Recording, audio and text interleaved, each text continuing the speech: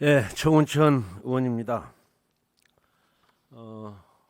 오늘 저는 총리님 그리고 기재부 장관님, 산업통상부 장관님, 보건복지부 장관님, 환경부 장관님, 외교부 장관님 좀 잘 들어주시면 좋겠습니다.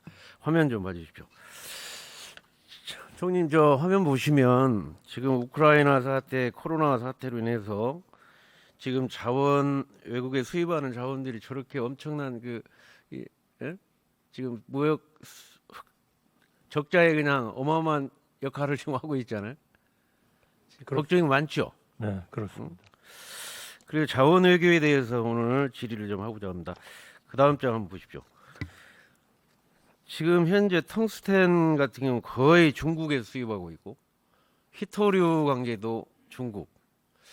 만약에 무기 자원화를 했을 때 또 다른 요소수 사태가 일어나지 않을까 걱정이 많이 되죠.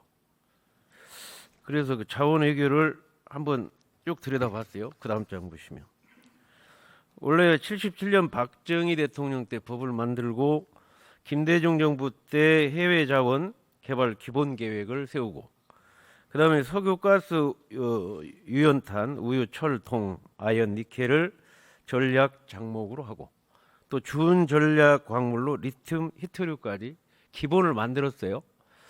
그래서 김대중 정부, 노무현 정부, 이명박 정부는 그대로 지금 이 무기 자원화를 극복하기 위해서 해외 자원 개발을 저렇게 많은 투자를 하고 있습니다.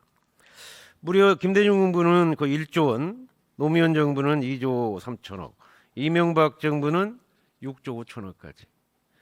그런데 박근혜 정부에 와서 이게 정쟁으로 몰아가 가지고 드디어 떨어지기 시작합니다.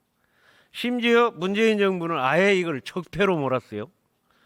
세상에 한 치 앞도 못 보고 적폐로 몰아가지고 엄청난 지금 심각한 해악을 끼쳤습니다. 과연 이러한 내용을 보고 우리가 과연 대한민국이 자원이 없는 나라에서 이걸 적폐로 몰았다는 게, 총리님 어떻게 생각하세요?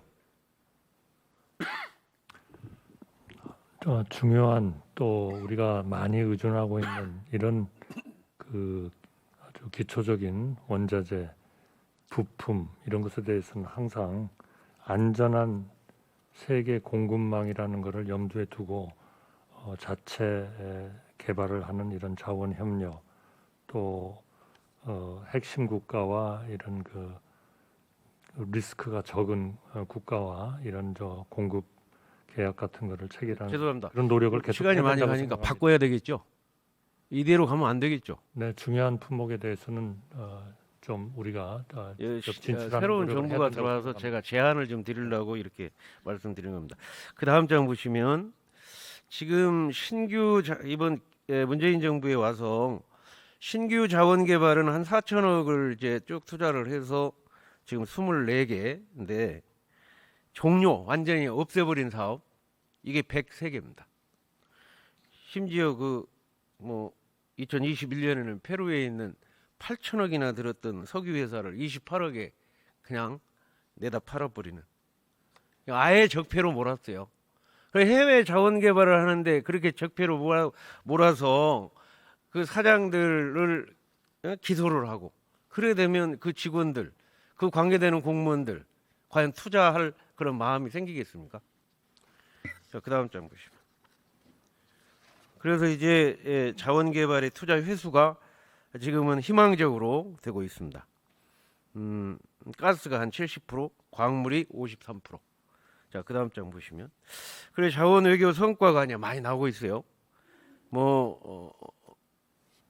원유도 개발을 해서 직도입하고, 또 소금호수에서 아르헨티나 1,350만 톤, 기존 매장량보다 6배가 많은 그러한 매장량을 확인하고, 또 3,000배를 원유 추가 생산도 하고, 특히 이번에 이제 포스코 홀딩스에서 1조 3천억을 투자한 게 잘못됐다고 막 했는데, 그게 지금 효자가 돼가지고 8천억을 배당을 받고, 이 자원 개발이라는 게 이게 100% 투자해서 성공할 수가 없습니다. 해외 주식 투자보다 더 어려운 거 아니겠습니까? 그러면 실패할 수 있는 리스크가 있어요. 그걸 감수하고라도 정부가 정책적으로 장기적으로 투자를 해서 결과를 만들어야 되지 않겠습니까? 근데 이번에 또 당부가 외교부 장관님 이번에 몽골에 가셔가지고 그러한 해외 자원 개발에 외교를 해서 뭔가 좀 성과를 냈다고 그러시던데 그렇습니까?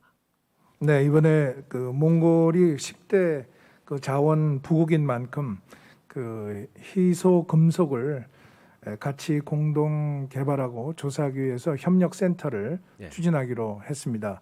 저희 그 배터리나 반도체에 들어가는 그 희토리와 희소 금속이 있는데 이것을 특정 국가에 대한 의존을 줄이고 다양화시키기 위한 방안들을 논의했습니다.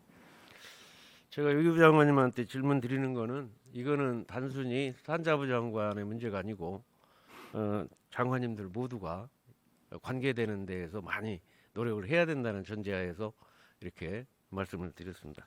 그 다음 장 보시면 지금 그렇게 해가지고 박근혜 정부 때부터 정쟁으로 몰아갔고 문재인 정부는 적폐로 몰아갔고 그렇게 해서 그 광물자원공사 사장 석유공사 사장을 기소를 해가지고 그 어렵게 5년 3년 해가지고 이제 무죄 확정되면 그 사람들은 어떻게 생각하겠어요?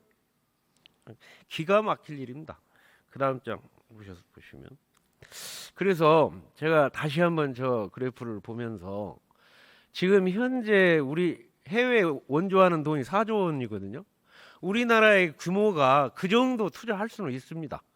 4조 원 정도 투자해야지 지금 이명박 정부에서 6조 5천억 투자했는데 거기에 10%도 안 되는 문재인 정부에서 4,300억 말이 안 되지 않습니까 이게? 그래서 요거를 윤석열 정부 5년 동안에 저는 이렇게 생각합니다. 이거를 원자재 공급을 위한 총리님 주로 컨트롤 타워를 좀 만들어내서 그래서 각부 장관님들하고 함께 해외 자원 개발을 해야 되는 그러한 굉장히 중요한 시기가 왔다. 이번에 우크라이나 사태로 인해서 더더욱이 중요한 과제라고 생각하고 거기에 대해서 짧게 좀 컨트롤 타워 만드셔서 좀 잘 나갈 수 있도록 해주셨으면 좋겠는데 고려하시겠습니까?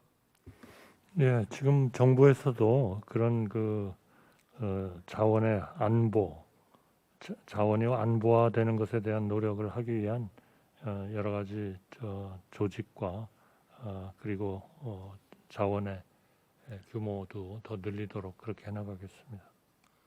하여튼 꼭 좀 해주시길 부탁드리고 다음 장으로 넘어가겠습니다.